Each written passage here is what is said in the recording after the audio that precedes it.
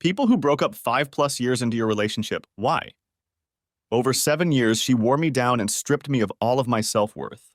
I went from being a confident, capable person to a nervous, depressed shell of my former self.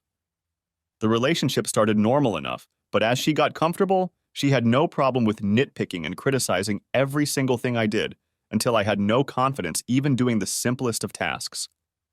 She decided to no longer put any effort into physical intimacy. The only times she ever initiated anything were to prevent me from seeing my friends or to manipulate me in some other way. She just stopped putting in effort when she realized she could manipulate me into doing everything. It got to a point where I was doing all of the housework, while also trying to get my PhD, while also serving as the emotional punching bag for her to dump all of her work stress and friend drama for hours on end every day. My brain had tricked me into thinking this was normal and a part of being in an adult relationship. Then she moved to another state for a job without really involving me in the decision and expected me to just pick up and follow her. The distance was rough at first, but it gave me the space to realize how bad the situation was. We had some discussions and she suggested we take a break for about a month. After that break, she expected me to come crawling back and apologize. I did not. It's taken years to build my confidence back, but that 1,000-pound weight finally feels like it's off my back. Been there, brother. It's a confusing and painful time, but regaining your confidence as a man is the most empowering feeling in the world. Glad you could get out of there before she locked you in for life. But how do you do it? I'm in this same boat, but still in the after effects. Time is going to help fade away the emotions. You need to fulfill your life. You need to satisfy yourself with hobbies you enjoy and look forward to a limitless future.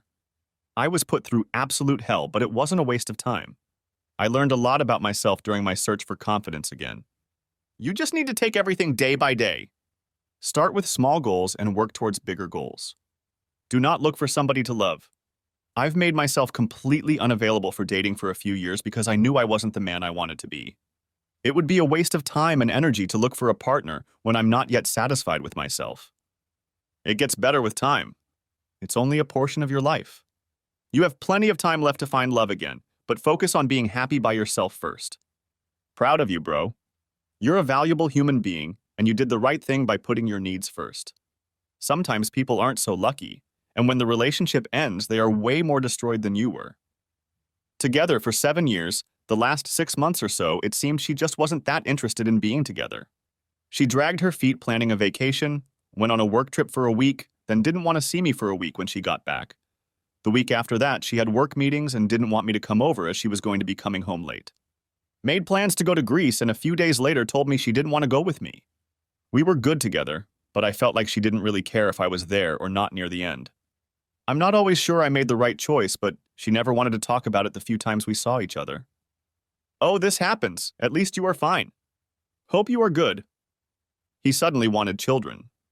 We were together 8 years and married 5. I was very upfront about not wanting children, and he was okay with it. He turned 40 and all he talked about was having children. Similar boat. Was always upfront about not wanting kids. They said the same. 2 serious relationships, 1 marriage, ignored that and changed course several years into each relationship. I'm not going to tell anyone they shouldn't have kids, only that they're not having them with me. I've grown tired of wasting anyone's time, theirs or mine. You're not alone. Oh, we were in our early 20s. I was upfront and clear about never wanting children. She hoped I would grow out of it. I did not. We broke up after 6 years. I see, guys. I hope you will find the right people and satisfy your willing. 6+. Was comfortable but not happy as I knew I could be.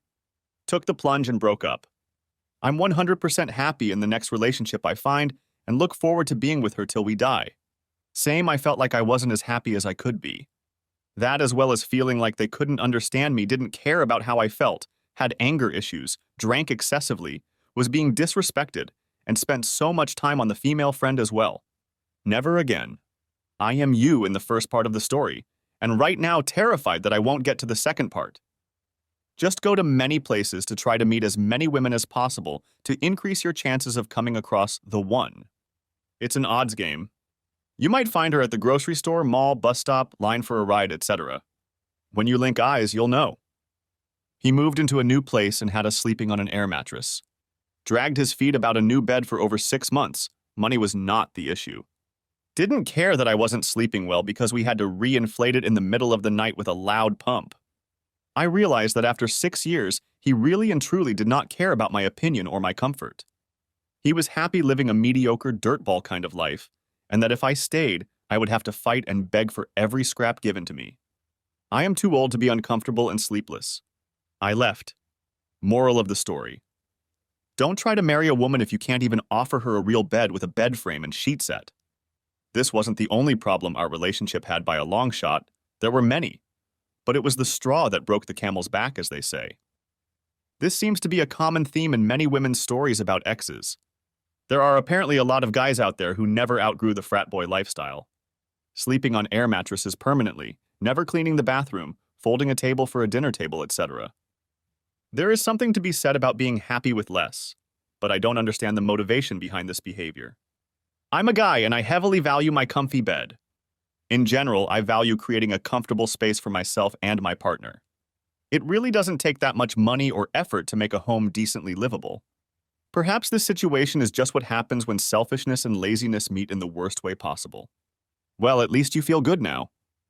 I'll round myself up to 5 from 4 years and 10 months, but we ended up in different places in life and with different wants. My job required me to move a bunch. I wanted to settle down eventually, but not yet. My career was going well and I wanted to continue that at least for a few more years.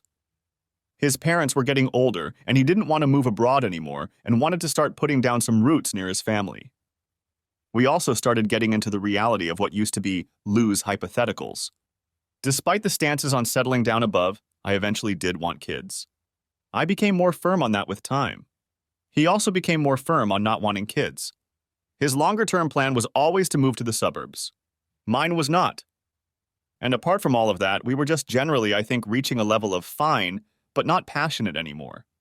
I think he said it once in one of our real talks, but it felt like we were functional flatmates, and they were roommates, rather than a couple.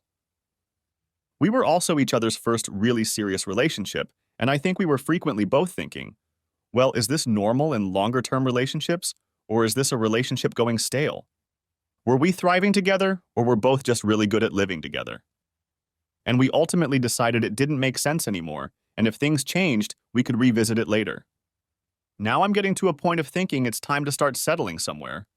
He's now with someone else, which is fine, because honestly, even though I haven't had anything as long-term since, I do think I've become more conscious of the things that worked and the things that didn't work, but we were both willing to overlook, but eventually would have become an issue, like the kids thing. Now that you're contemplating settling down, it's a new chapter. The fact that you've become more conscious of what worked and what didn't in your past relationship is valuable. Understanding your own needs and deal breakers, like the stance on having kids, is crucial for future relationships. I hope you will be good. Well, let's see. We started dating when I was 14 and he was 24. He had an opiate addiction due to a back injury. He smoked. He got me on both things. He banged my best friend possibly more than once. He lived with his mom and grandma, couldn't keep a job, and had a kid that he didn't support, to the point where 15/16 Yomi was funneling money I got from my parents to pay for birthday and Christmas presents. He had sex with my unconscious from way too much Xanax body. Every single day was a quest for A, money, B, pills, C, pot, or if all else failed, D, beer and cigarettes. By the end, I was sick of it, and we were fighting all the time. I was almost 21. I wanted to start building a life and realized that no matter how much I loved him, it wasn't enough. The final straw was when we were fighting, and I told him I was done. His reaction was to grab me by the throat and slam me into a wall. That was the end, except for the stalking and the craziness. He died by overdose a few years ago. Oh my God, I'm so glad you were able to get rid of him. I really hope you have a good life now and everything is good. 10+ years. The wife gradually revealed that she had borderline personality and fell perfectly under the dark tetrad.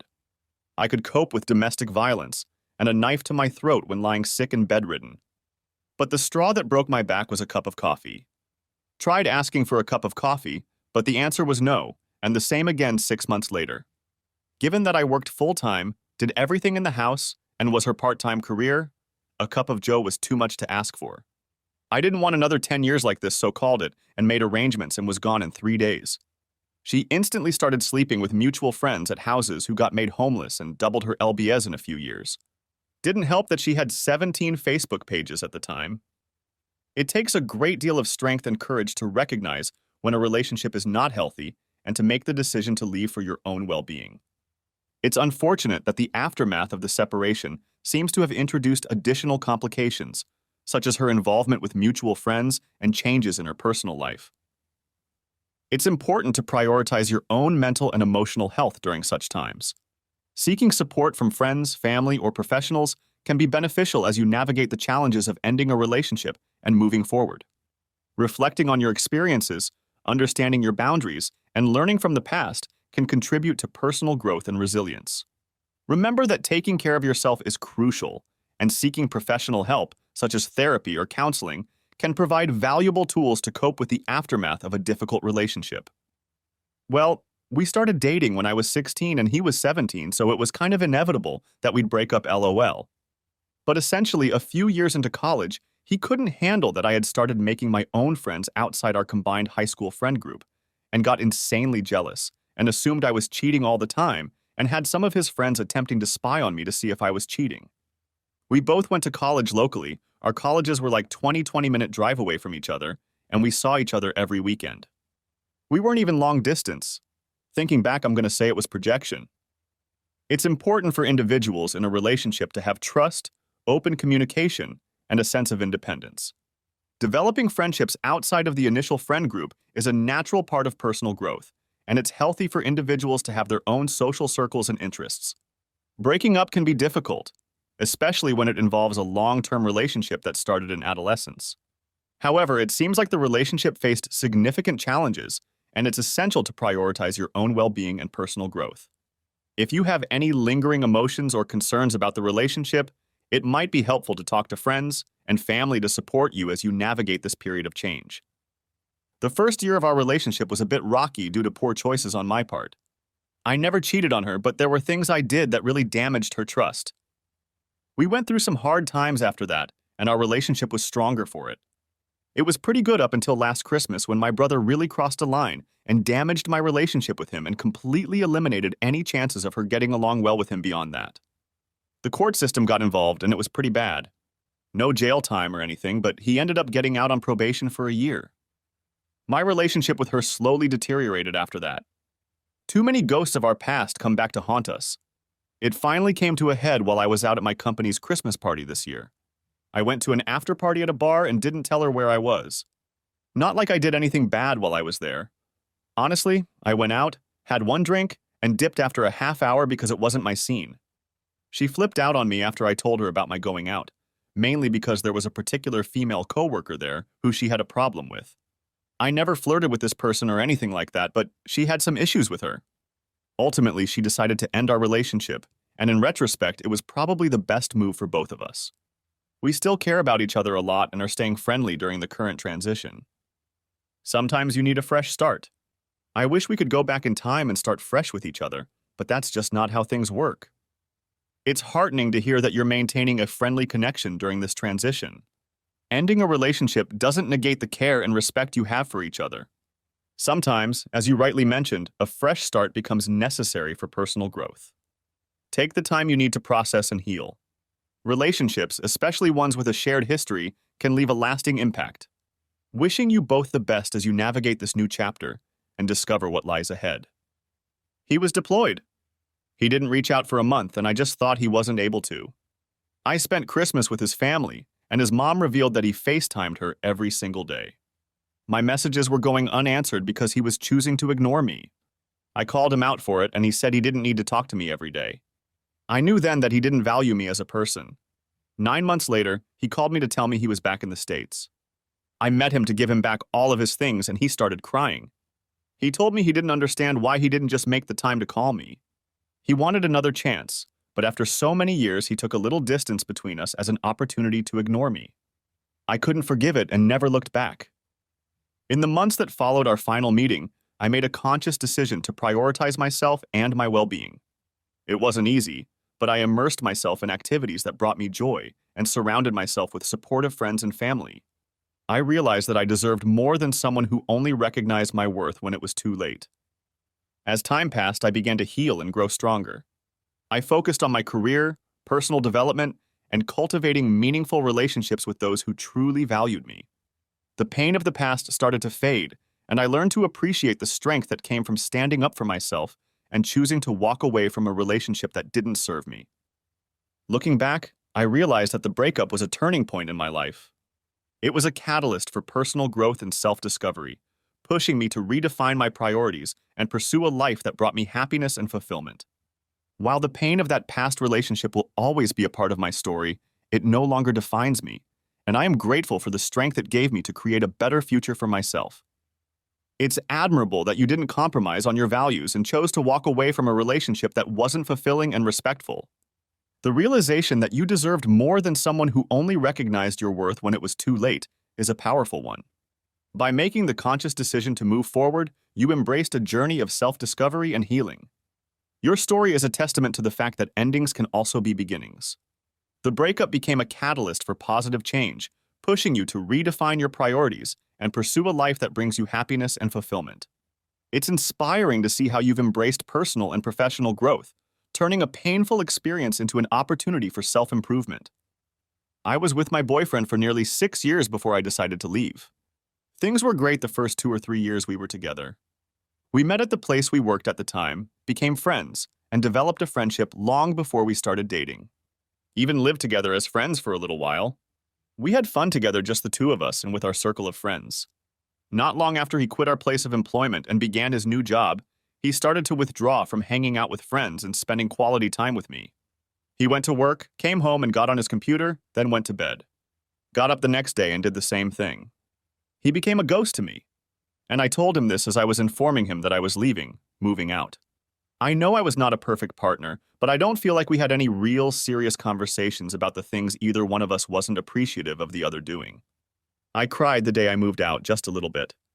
I think he tried to maintain some semblance of a relationship with me after I left, but it became awkward, and so the texting just one day stopped. I never thought he was a bad guy, but I couldn't see us progressing further anymore. I dedicated more time to my interests and hobbies, realizing that I had neglected some of the things that once brought me fulfillment. It was a process of self-discovery and rediscovery, a chance to reevaluate my priorities and what I wanted from life. As time passed, I couldn't help but reflect on the relationship and the person I had become during those 6 years. It dawned on me that the decision to leave was not just about the relationship, but about reclaiming my own identity and finding the path that aligned with my values and aspirations. I also acknowledged my imperfections in areas where I could have communicated better during the relationship. It prompted me to learn more about effective communication and introspection, tools that would serve me well in future relationships. It's natural to go through a period of adjustment after ending a long-term relationship.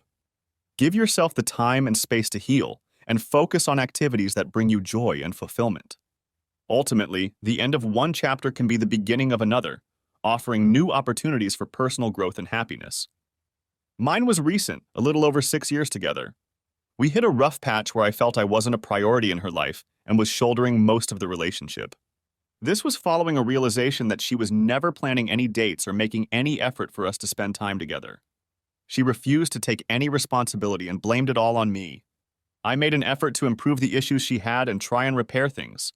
I confronted her about needing the work on this relationship to be a responsibility for both of us and that I had found a couples counselor I would pay for if she would just say yes. She said she was no longer interested.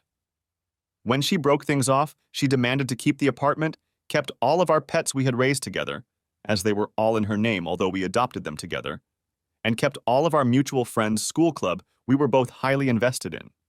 Her last words to me were that I was emotionally abusive and a covert narcissist. She wanted to go no contact and for me to move out as soon as possible. She was also more than happy to refuse to let me take some of our shared furniture, even though I paid for it, saying, for someone who claimed to want to be nice and fair in the breakup, that I was being cruel and unfair. I'm really sorry to hear you're going through such a tough time. Breakups are never easy, especially after being together for over 6 years. It's clear you put a lot of effort into trying to address the issues in your relationship, and even offered to go to couples counseling. It's tough when one person isn't willing to work on things together. Moving forward, give yourself the time and space you need to heal. Breakups are a process, and it's okay not to have everything figured out right away. Focus on self-care and surround yourself with supportive people who can help you navigate through this challenging time. Wishing you strength as you move forward. Broke off my 9 years relationship a few months ago. He cheated on me a few times. I eventually forgave him since I loved him dearly. We went through the teenage to young adult phase together, so he was a really big part of my life, and I didn't want to throw away the time and love I had invested in our relationship.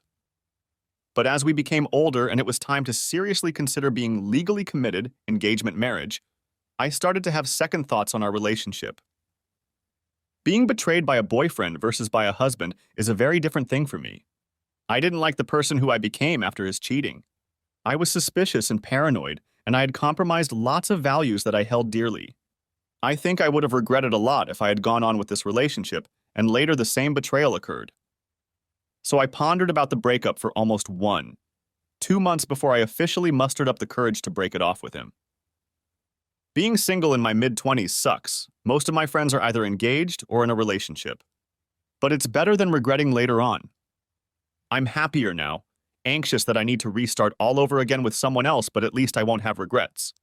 Don't know what the future holds, but am trusting in God's timing. I just want to say kudos to you for having the strength to make such a tough decision. Ending a 9-year relationship is no joke, especially considering the history you two shared. It's impressive that you took the time to reflect on the situation and prioritize your own well-being.